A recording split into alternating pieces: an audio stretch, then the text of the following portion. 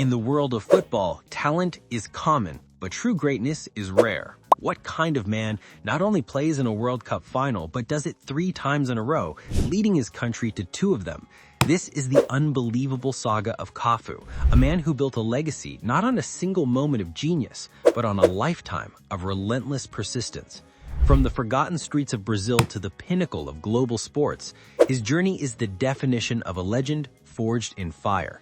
This is the story of the only man to achieve what no one else ever has. Welcome to Luxe Legends, where fame, fortune, and controversy collide. Section 1. The Boy from Jardim Irene. Before the World Cup trophies, before the captain's armband, Marcos Evangelista de Moraes was just a boy from Jardim Irene, one of São Paulo's most impoverished and dangerous favelas. His childhood was a constant battle, a daily struggle for survival defied by the lack of opportunity and the ever-present threat of violence.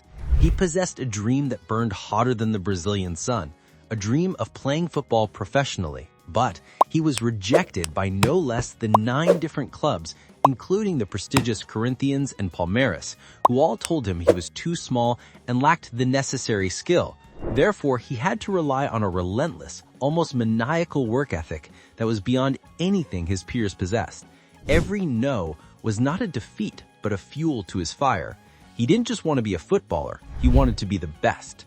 He was finally given a chance by São Paulo FC, but he was initially a midfielder, a position he wasn't naturally suited for. Therefore, he had to completely reinvent his style of play under the tutelage of legendary coach Tele Santana. Santana was a footballing philosopher, a man who saw not a player but a force of nature, a man with endless energy and an unshakable will. He moved Cafu to right back, a position where his tireless running and boundless energy could be fully utilized. The coach's demanding training sessions, often held under the scorching sun for hours on end, pushed Cafu to his physical limits, but they transformed him from a promising young player into an unstoppable machine. Therefore, he became the ultimate modern fullback, a player who could defend with the ferocity of a lion and attack with the speed of a cheetah. His humble origins instilled in him a discipline and humility that would stay with him his entire life, even as he ascended to the highest echelons of the sport. His story begins in the dirt fields of his favela, but his destiny was to conquer the world's biggest stages. Section 2. From Substitute to Legend. The 1994 World Cup in the United States was the first chapter of his incredible World Cup story. Cafu was not a starter. He was a talented young substitute, eager for any opportunity, a wild card on a team full of titans. He sat on the bench, watching the tournament unfold, dreaming of a chance.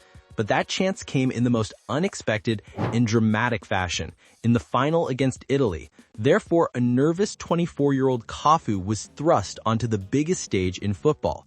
Brazil's starting right back, Jorginho, was injured just 21 minutes into the match, and Cafu was thrown into the fiery cauldron of the World Cup final. The pressure was immense, almost suffocating, but he didn't wilt. His performance was not a flawless one, but it was a testament to his grit.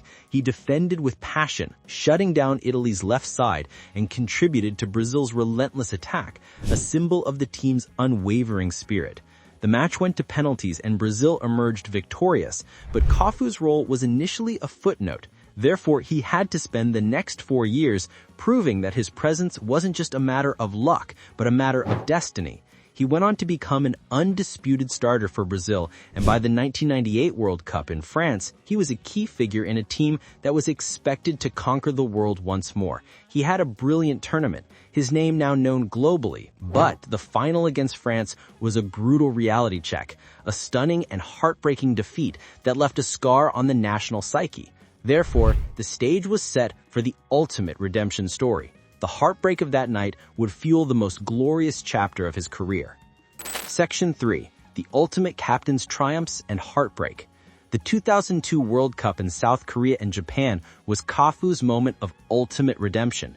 By now, he was not just a player. He was the captain, the leader, and the emotional heart of a Brazilian team that had been rebuilt from the ashes of the 1998 defeat.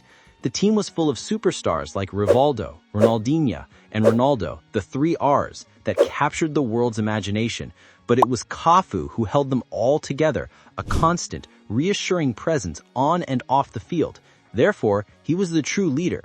He played every single minute of every single match, a feat of physical endurance and mental fortitude that no other player in that tournament could match. He was a rock in defense and a constant threat in attack, an engine that never ran out of fuel.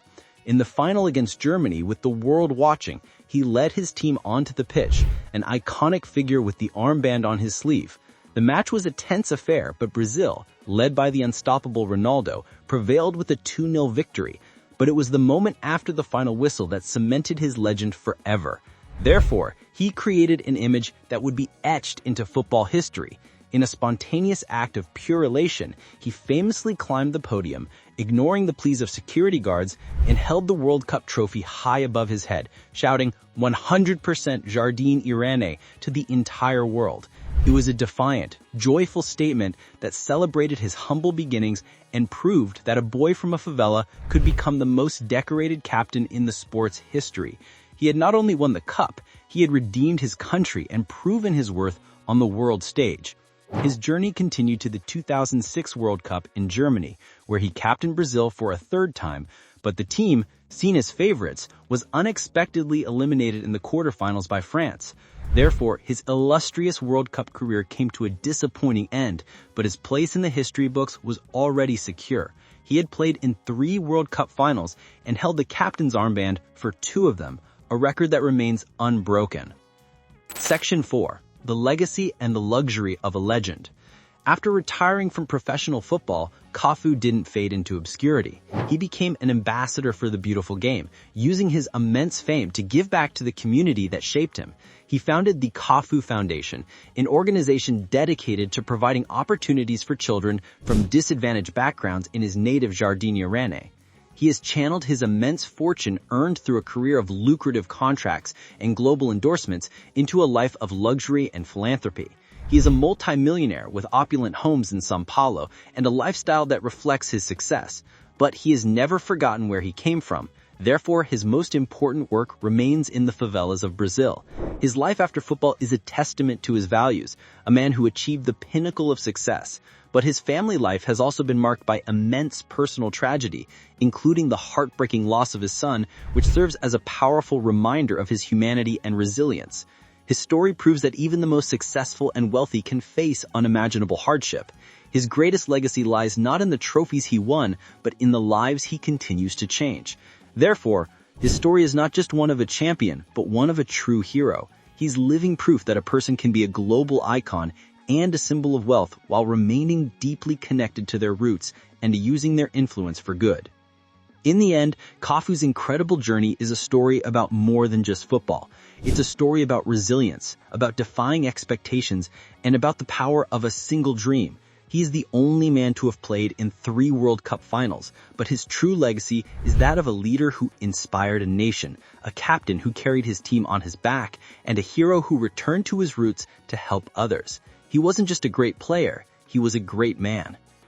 Join us next time as we delve into another story of immense fame, unimaginable fortune, and jaw-dropping controversy. Don't forget to subscribe to Luxe Legends, where fame, fortune, and controversy collide.